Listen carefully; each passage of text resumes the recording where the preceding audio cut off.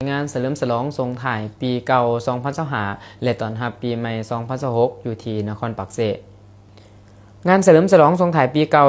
2025ต้อนรับปีใหม่สากล2026เริ่มขึ้นในตอนค่ำของวันที่30ธันวาคมอยู่ที่สวนสาธารณะแคมป์ของนครปักเส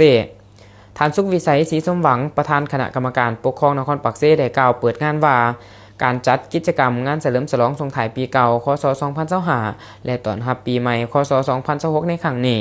แม่นปฏิบัติตามข้อตกลงของคณะกรรมการปกครองแขวงและคณะกรรมการปกครองนครปักเสร่วมกับกลุ่มบริษัทจำปาค่ำได้จัดกิจกรรมเฉลิมฉลองงานส่งท้ายปีเก่าคศ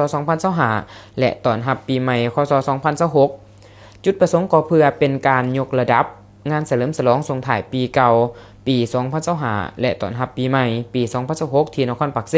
ให้มีบรรยากาศที่เบิกบานม่วนซื่นคึกคืนสร้างสีสันอันใหม่เพื่อดึงดูดนักท่องเที่ยวจากต่างประเทศจากบรรดาแขวงอยู่ภายในประเทศให้มาท่องเที่ยวภายในงานก็คือนครปักเสให้หลายขึ้น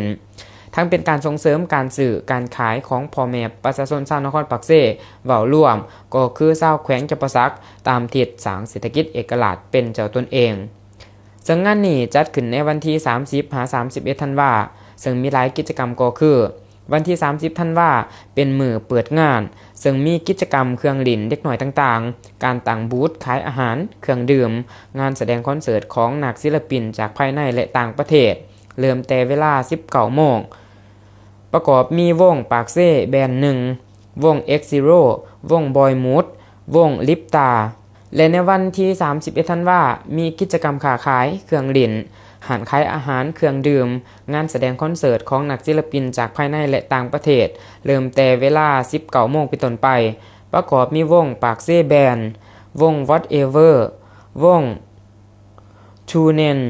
เกสโนวาและยังโอมจากประเทศไทยพิเศษในค่ำคืนของวันที่31ธันวาคมคณะนำของแขวง